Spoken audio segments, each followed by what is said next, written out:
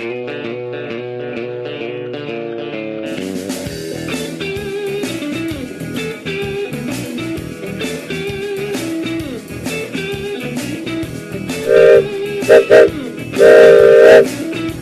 it! Welcome back to News Talk WLOB 1310, streaming live audio and video on WLOBradio.com.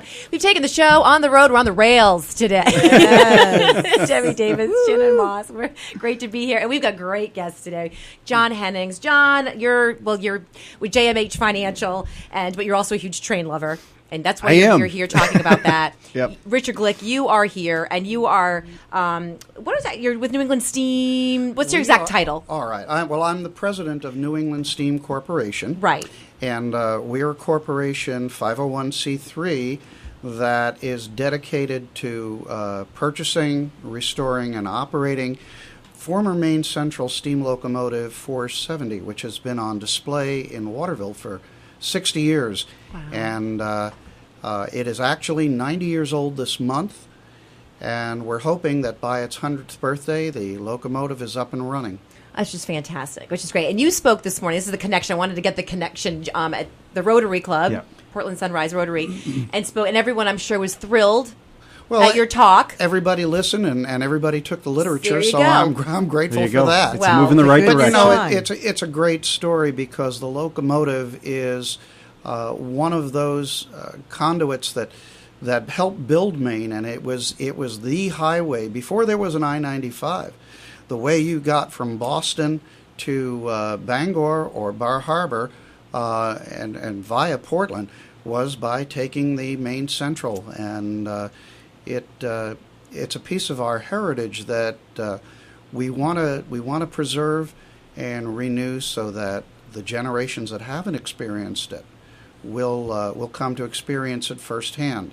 I think it's wonderful. We were talking about it earlier when we were teasing your segment, and I think trains and traveling by train, there's a romanticism around it. You know, it really is. And maybe it's because I love history and I don't know how things worked back in the day. Well, you know, riding on a train at any time.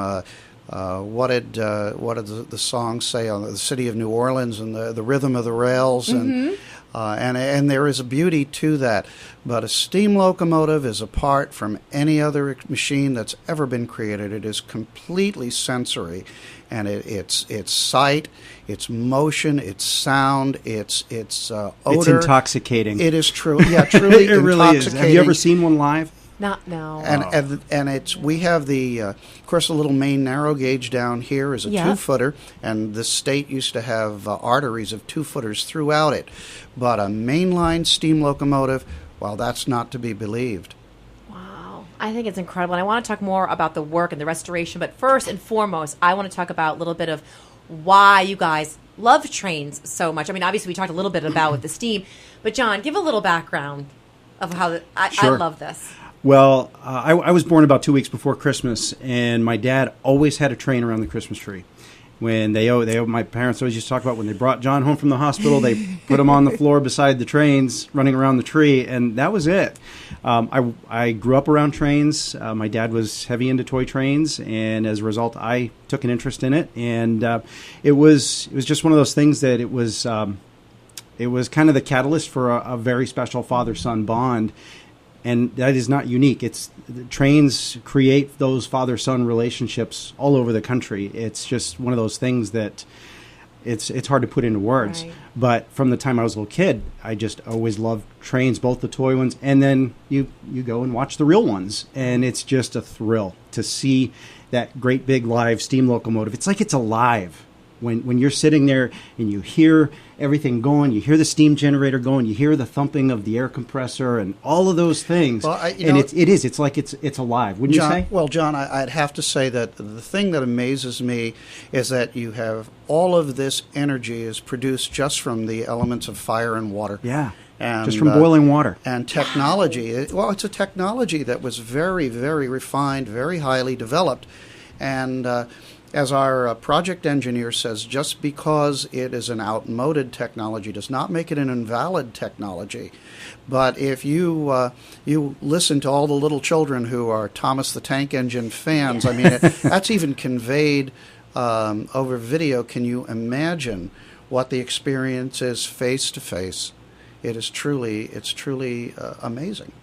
I think it's wonderful. I think it's great. And you see how everything works. Everything. When you look at a car, you say, "Well, how does that run?" But it's really hard to tell. But when you look at a steam locomotive, everything's out there for you to see.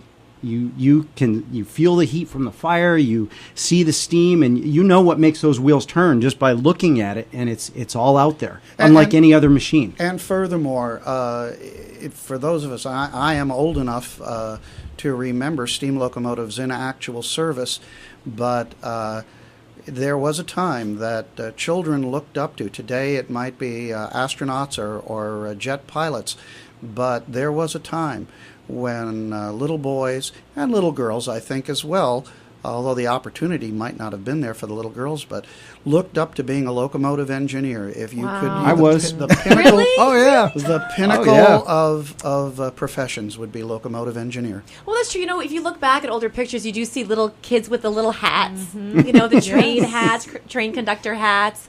So that is very true.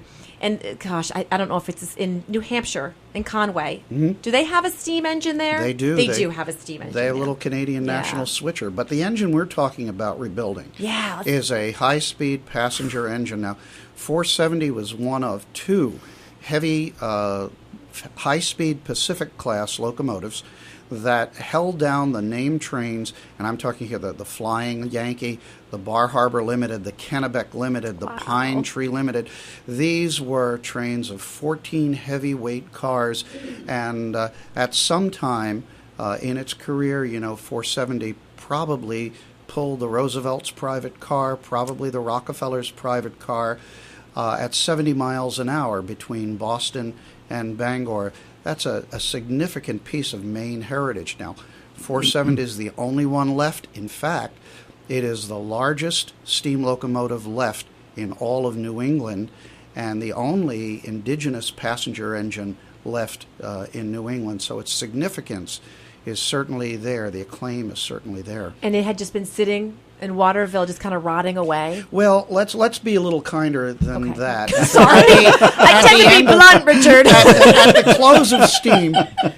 At the close of steam, all over the nation, railroads dedicated their last steam engines, put them on display in parks, but people never conceived the idea that weather would be such a heavy factor in it. So while, yes, it's unfortunate vandals have done a lot of damage to 470, really the big hazard has been the severe extremes in Maine climate. Mother Nature. Yeah, but none of the damage that is on 470 is irreversible.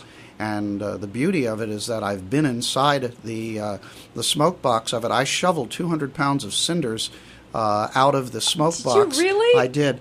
And that boiler, from the tests that we've done, we need to do some more, but a lot of that boiler, most of the boiler, is within operational thicknesses to this day. Now that's quite, for an engine that has been 60 years static, that's really quite something. So we owe the city of Waterville a great deal of gratitude for preserving it as long as they did.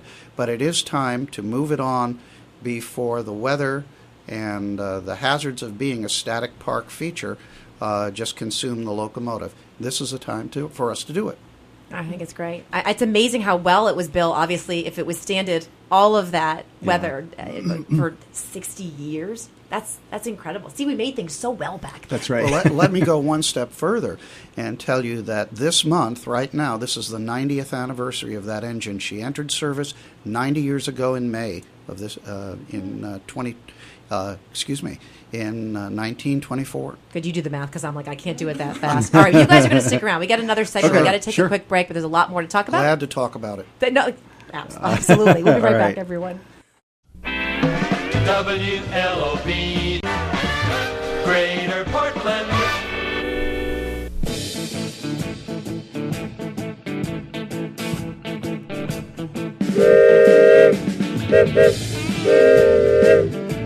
Not the best sound ever. It is. I'm Shannon Moss. Debbie Davis is here, back with News Talk WLOB 1310. We have John Henninger.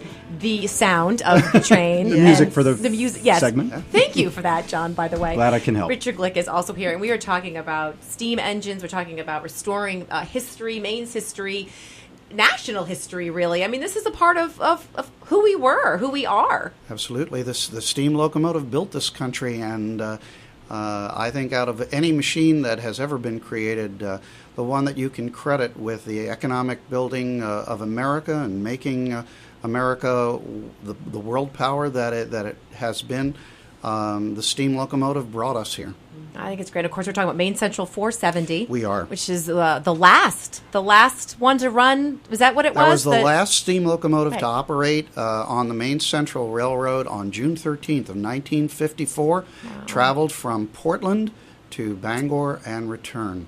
That's fantastic. And your mission is to rebuild this, to restore it. Our mission is to purchase the locomotive. We're going to move it to Washington Junction, which is part of the Down East Scenic Railroad in Ellsworth, where it will be rebuilt, restored, and operated seasonally, and also operated seasonally on the Maine Eastern. Both railroads have agreed to operate the rebuilt locomotive, and we are looking forward to getting it into that operating condition. So. And John, you were saying too, which is neat about the steam engine, is you can kind of see all the parts, and you can see, unlike a car. Yeah. So if some of these parts are missing, are they available? Are we able to get them to put this baby back together again? Well, they can be made. If they're not available, they can be made at a machine shop. Or, I mean, there are places. I was just telling you during the break, we were down in Strasburg, Pennsylvania, at the railroad there, and they have their own facility there where they can pretty much make anything. Wow. To make an old steam engine run. And they have, what do they have in their fleet, 4 or 5? They Maybe have more than that. 5 locomotives, and Yeah. they've got 3 that they're working on right now, and they're constantly contracting with major railroads. Even the Union Pacific sends some of their equipment there. They maintain, Union Pacific maintains a fleet of steam locomotives, and they've just added the biggest one in the world off display because of the economic value of what that does. And it draws out people by the tens of thousands. And so this That's is going what to be we can get here in Maine. right. Yeah. Exactly. Think of the economic boost this We will call it heritage tourism, Shannon. And what we figure is we have hard data that says we can probably expect to bring in 10,000 additional visitors to Maine just to come and see the locomotive each year. And as these people come in, they are going to be spending on average about $1,500 during their stay. Now, that money does not go to New England Steam. We are all volunteers, and we're doing this to save Maine's history. That money goes into the pockets of businesses, restaurants, hotels, campgrounds. right? You've got to Sure. stay somewhere hotels. when you come up. Right, absolutely. And this is a small business builder for the state of Maine. When business increases, jobs are added, and that's only one aspect. The other aspects, as we've talked about, are the preservation of the locomotive itself. This is a one-of-a-kind artifact, and the biggest and last one of its type in all of the New England states. So it will be drawing a huge number of people through New England up into Maine annually. There's an education component, too, and it's not just the Thomas the Tank Engine children, although they're critically important to the mission, but engineers, student engineers, people working in welding and the mechanic trades. This is a live, living classroom, and these are skills that have for the last few years been racing out of the United States. Here's a chance to put hands-on and get people familiar with the way things were done. You know, I love that because to me, I think we should do it even just for the simple fact that it's history and it's preserving history, that alone. Then you have the whole education part of it, like you just said and talked about, how much people can gain from that and the knowledge of where we were, also what we can do and learn from where we go today and go forward. But then there's the tourism, so it's an economic boost as well. It's a three home run hit, and this is the It's a grand slam. Yeah, a grand slam. I guess that's the Grand best slam, way to put yeah. it. And we need to add support right now to move the locomotive. Since November, we have raised about $26,000 in donations. Some of those coming from main companies, but some of them coming from individuals. And as I said earlier, we are 501c3. We're tax-free. We do promote those businesses that get behind us.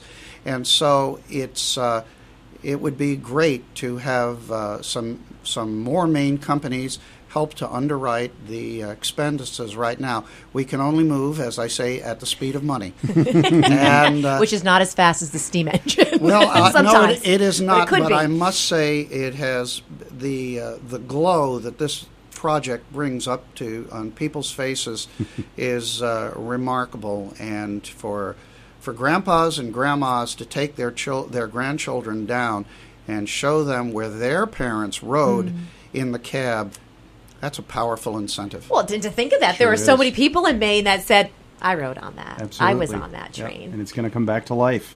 That is, Isn't that cool? It is. It's absolutely cool. What do we need? Yeah. What's the total figure we need to bring this girl back? Right now, we're doing this in 3 phases. Okay. Overall, we think that the locomotive can be brought back for about $1.5 million.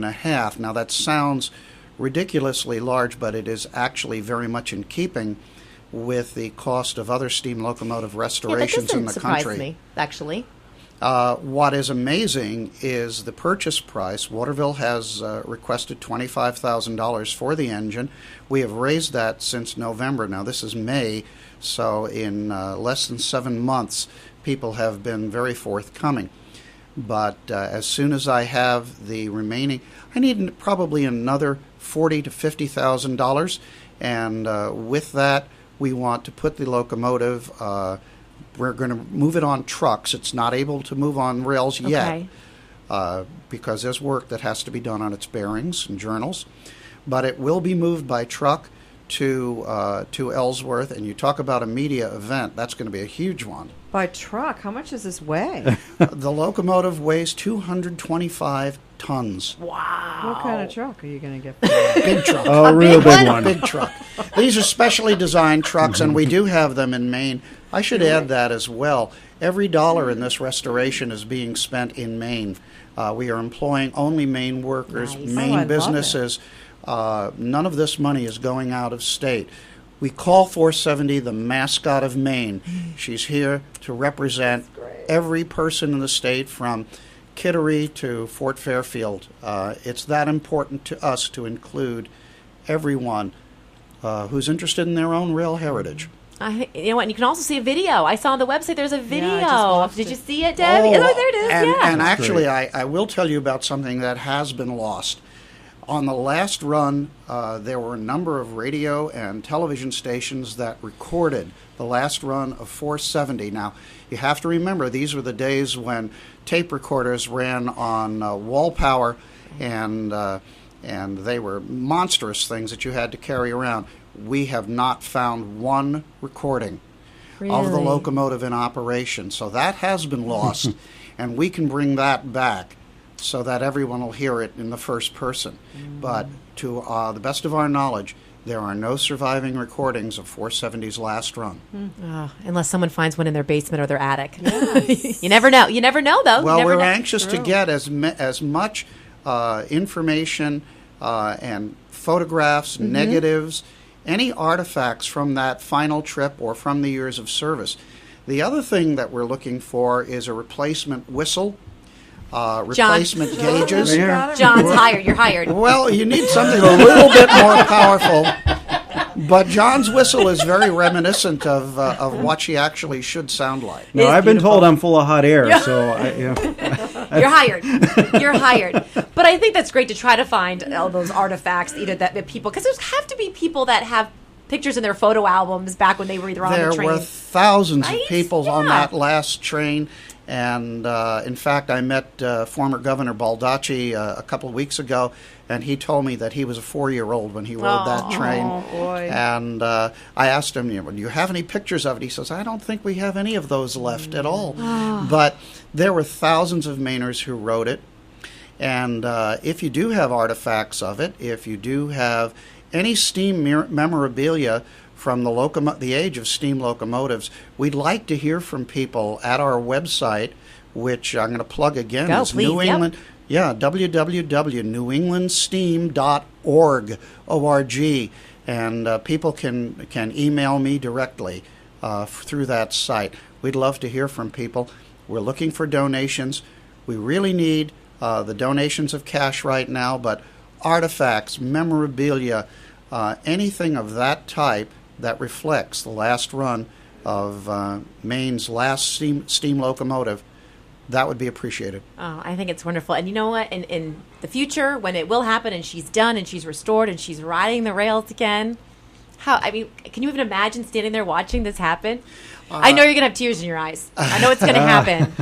Well, this is another thing. People say, well, what if you don't? What if you don't? And I have said, the group of people that are involved here, this is not a matter of what if, it's when if. Mm-hmm. We're going to stick this out until the end. But we can only go as fast as funding comes in. We are putting in grants and applications to foundations. Good. Yep. But corporate funding is important, and businesses in the state of Maine that can help us with donations. It is tax-free, and that's important to them. But you're also investing not only in the locomotive, but in the future of the state of Maine. That's right. The history and the heritage and the education and the tourism. All good stuff. Yeah, absolutely. And the fun. And the fun. The fun. Yeah, let's not leave that out. No, that is the most important part. The thrill of sitting there with your squealing child while they say it's a real one, Mommy, or a real one, Daddy. Yep. That's pretty important to us. That's right. Well, John, you're going to hopefully put that with the whistle. You bet. Have a great day, everyone. It's been great. Thanks, Shannon. Thanks, Richard. Thanks, John.